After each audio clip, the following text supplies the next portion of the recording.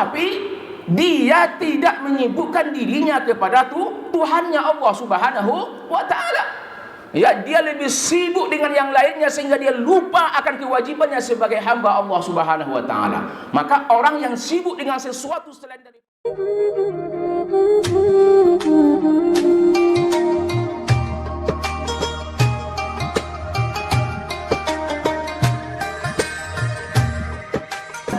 Bismillahirrahmanirrahim. Assalamualaikum warahmatullahi wabarakatuh. Allahu Akbar. Allahu Akbar. Allahu Akbar. Mantap. Bismillahirrahmanirrahim. Alhamdulillahirabbil alamin. Wal 'aqibatu lil muttaqin wassalatu wassalamu ala asrafil anbiya'i wal mursalin wa ala alihi wa ashabihi wa man tabi'ahum bi ihsanin ila yaumiddin. Allahumma 'allimna bima yanfa'una wa anfa'na bima 'allamtana. Rabbana shrah lana sudurana wa yassir lana umurana wahlul 'uqdatam min alsinatina yafqahu aqwalana. Allahumma a'inna 'ala dzikrika wa syukrika wa husni ibadatik. Para ustaz dan umi yang dimuliakan Allah, alhamdulillah kita telah selesai tadi melaksanakan salat tarawih dan kita baru juga mendengarkan tausiah dari ustaz kita, Ustaz Farwali. Mudah-mudahan kegiatan kita dari sore tadi sampai malam hari ini diridhoi oleh Allah Subhanahu wa taala. Amin. Amin ya rabbal alamin. Pada kesempatan kali ini kita santai saja. Kita akan membahas hadis kedua dari kitab Hadis Arba'in An-Nawawi, hadis tentang iman, Islam dan ihsan. Dari Abi Hafsin Umar bin Khattab radhiyallahu anhu, bainama nahnu julusun inda Rasulillah sallallahu alaihi wasallam dzata yaumin idh tala alaina rajulun sadidun sawadi sa'r sadidun sawadi sa'r sadidun abyadus siyab bayadus siyab sadidun sawadi sa'r لا يعرفه منا أحد لا يرى عليه أثر السفر ولا يعرفه منا أحد حتى جلس إلى النبي صلى الله عليه وسلم فأسند ركبته إلى ركبته ووضع كفه على فخذيه فقال يا محمد أخبرني عن الإسلام. وقال رسول الله صلى الله عليه وسلم الإسلام أن تشهد أن لا إله إلا الله وأن محمدا Rasulullah wa tuqima shalah wa tasuma ramadan wa tahajjul baita in istata'a ilaihi sabila. Qala sadaqta. Fa'ajibna lahu yas'aluhu wa yusaddiquhu. Qala akhbirni anil iman. Qala al-iman an tu'mina billahi wa malaikatihi wa kutubihi wa rusulihi wal yawmil akhir wa tu'mina bi qadri khairi wa syarrihi min Allah. Qala sadaqta. Qala fa'ajibna lahu yas'aluhu wa yusaddiquhu.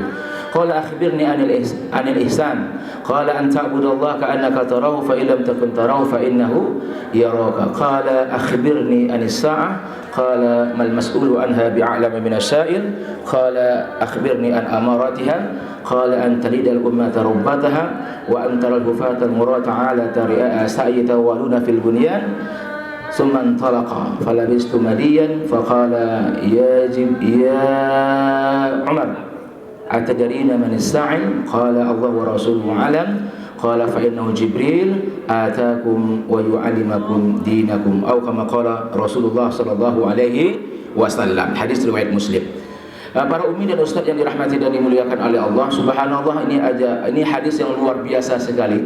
Jadi Islam ya tercakup dalam hadis yang luar biasa ini. Ada 3 poin dalam hadis ini, ada 4 poin. Yang pertama tentang Islam, yang kedua tentang iman, yang ketiga tentang ihsan, dan yang keempat tentang amarah sa'ah atau alamatus sa'ah atau tanda-tanda hari kiamat. Pertama, Islam itu kata Rasulullah sallallahu alaihi wasallam ditanya oleh malaikat Jibril, yang pertama jawaban Rasulullah sallallahu alaihi wasallam, Islam itu adalah antasyhada alla ilaha illallah. Mengucapkan 2 kalimat syahadat. Kalau kita perhatikan syahadah itu artinya menyaksikan, ya, bersaksi, pengakuan bahwasanya tidak ada Tuhan selain daripada Allah Subhanahu wa taala. Makanya kalau kita lihat ketika Rasulullah sallallahu alaihi wasallam berdakwah di kota Mekah, ya, itu luar biasa. Bagaimana Rasulullah sallallahu alaihi wasallam berdakwah hanya untuk mengucapkan 2 kalimat syahadat saja. ya, mengajak umat untuk mentauhidkan Allah Subhanahu wa taala. Tidak ada taklif, tidak ada perintah ketika itu. Hanya menyeru untuk beribadah, menyembah hanya kepada Allah. Mengucapkan 2 kalimat syahadat. Makanya kalau kita perhatikan syahadat itu apa katanya? La ilaha illallah wa asyhadu an la ilaha illallah wa asyhadu anna Muhammadan Rasulullah. Saya bersaksi tidak ada Tuhan selain Allah dan Muhammad utusan Allah. Kenapa orang-orang kafir sangat tidak suka dengan kalimat ini? Kenapa mereka susah untuk mengucapkan 2 kalimat ini? Ya, maka kalau kita paham makna kalimat syahadat ini, paham kita kalimat tauhid ini, paham kita kalimat la ilaha illallah ini, maka kita tidak akan mungkin ya untuk menyimpang daripada ajaran Allah Subhanahu wa taala. Coba kita perhatikan kalimat la ilaha illallah. La ilah artinya apa? Tidak ada Tuhan. Dalam kajiannya la ilah itu tidak ada Tuhan, maknanya apa? Nafi, dia menafikan, meniadakan. Jadi tidak ada Tuhan, ya, tidak ada Tuhan illallah kecuali Allah. Itu isbat, menetapkan. Jadi yang hanya Tuhan itu siapa? Allah Subhanahu wa ta'ala. La ilaha illallah, nafi dan isbat, menedahkan Tuhan kecuali menetapkan Tuhan itu adalah Allah Subhanahu wa ta'ala. Sekarang ya, makanya orang-orang kafir itu dia paham sangat makna kalimat la ilaha illallah. Berarti ketika mereka mengucapkan 2 kalimat syahadat la ilaha illallah, berarti mereka tidak lagi akan mengikuti kebiasaan atau kebudayaan yang telah ditinggalkan oleh nenek-nenek atau kakek-kakek mereka. Jadi selama berpuluh-puluh tahun lamanya diwariskan oleh kakek nenek moyang mereka tentang peribadatan. Ketika mereka mengucapkan hanya la ilaha illallah, berarti otomatis mereka tinggalkan itu semua. Ini yang membuat orang-orang kafir Quraisy itu berat untuk mengucapkan 2 kalimat syahadat ini. Sekarang kita dengan mudahnya untuk mengucapkan 2 kalimat ini. Ya, kadang-kadang ada yang dipermainkan. Sekarang dia muslim, besok dia murtad. Muslim lagi, murtad lagi. Muslim lagi, murtad lagi. Nauzubillahi min zalik. Ya, makanya kalau kita benar-benar memahami makna la ilaha illallah, maka kita tidak akan mungkin menjadikan selain daripada Allah itu sebagai Tuhan. Sekarang banyak di antara kita, ya, orang yang dia mengaku Tuhannya Allah Subhanahu wa taala, tetapi dia tidak menyibukkan dirinya kepada Tuhannya Allah Subhanahu wa taala. Ya, dia lebih sibuk dengan yang lainnya sehingga dia lupa akan kewajibannya sebagai hamba Allah Subhanahu wa taala. Maka orang yang sibuk dengan sesuatu selain daripada Allah, yang melupakan kepada Allah Subhanahu wa taala, maka otomatis yang dia sibuk dikarenakan itulah Tuhannya. Ya, kalau dia sibuk bekerja siang malam, banting keringat, peras keringat, banting tulang, tidak tahu malam, tidak tahu siang, tidak tahu pagi, sehingga dia lupa untuk kewajibannya sebagai hamba Allah untuk sholat dan sebagainya, berarti pekerjaannya itu dianggap sebagai apa?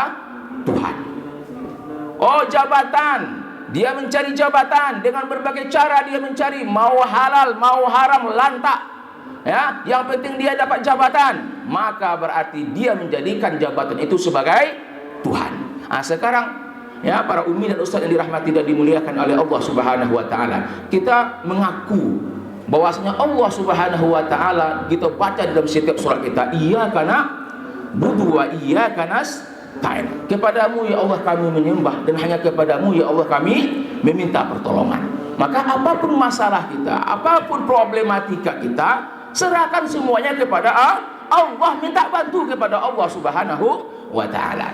Nah, yang kedua, rukun Islam yang kedua adalah tuqimus shalah, mendirikan salat. Ini yang perlu kita perhatikan, ya, bahwasanya salat itu merupakan sesuatu yang sangat urgen dalam kehidupan kita. Sejahat-jahat apapun orang manusia, selagi dia salat, ada harapan dia akan menjadi orang baik. Tetapi kalau seandainya salat ini ditinggalkan, diremehkan, dilalaikan, berarti pertanda tidak ada lagi kebaikan pada diri orang itu. Sebab solat ini sangat luar biasa. Langsung Rasulullah sallallahu alaihi wasallam yang menjemputnya ke Sidratul Muntaha. Ini menunjukkan betapa azim makana solat di sisi Allah Subhanahu wa taala. Yang ketiga, watasuma Ramadan. Puasa di bulan suci Ramadan. Sebagaimana dikatakan Ustaz Fargholi tadi, ya, yang disampaikan oleh Ustaz Rio, ya.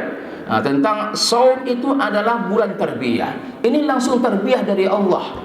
Binaan, didikan dari Allah Subhanahu wa taala, didesain sama Allah Subhanahu wa taala. Ramadan ini sesuatu yang kita itu lebih dekat lagi kepada Allah Subhanahu wa taala. Didesain sama Allah. Berbagai macam ibadah-ibadah ada di bulan suci Ramadan ini supaya kita lebih dekat lagi dengan Allah Subhanahu wa taala. Dan salah satu, ya, pelajaran penting yang bisa kita ambil dari bulan puasa tarbiyah dari Allah Subhanahu wa taala ini adalah kita bisa mampu menahan sesuatu yang dihalalkan awalnya hukumnya, tetapi dikarenakan kita puasa kita tinggalkan itu semua.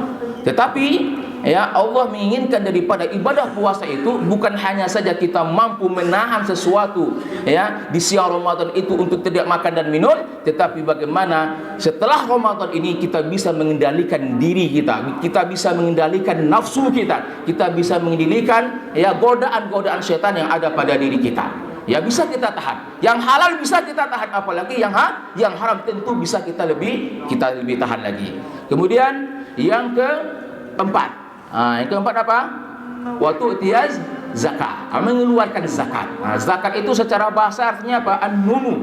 Numu itu artinya berkembang, tumbuh dia. Ya, jadi kalau harta itu kalau tidak dikeluarkan dia akan mati dia. Ya, tidak berguna dia, tidak berkembang dia. Ya, ada tapi tidak berkah dia. Tapi kalau kita keluarkan zakat kita, harta kita, dia akan berkembang dan bersih dan banyak dia.